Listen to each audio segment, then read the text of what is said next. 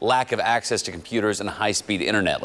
Now that schools are starting to reopen, let's talk about that with Ray Daniel. She's sharing with us why the push to close that digital divide is still critical, because just because fewer kids are going to be using those iPads to learn, Ray, doesn't mean that it's still not really important district-wide. Exactly, Taylor. You know, we've seen how big of an impact the lack of access to internet or having computers have had for families. And even though schools are reopening, it's important this conversation and action to more access continues to happen, because no days may now be remote learning, even getting signed up for a vaccine. We've seen how much of that is revolved around getting that internet access.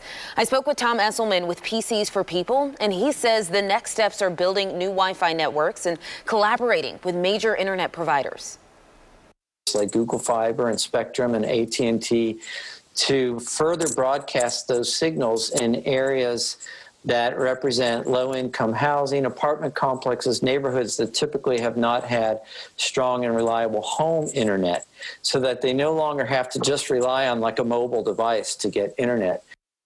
They're also going to start collaborating more at the city, county, and regional levels to identify those areas needing that kind of structural reinforcement. Back to you, Taylor.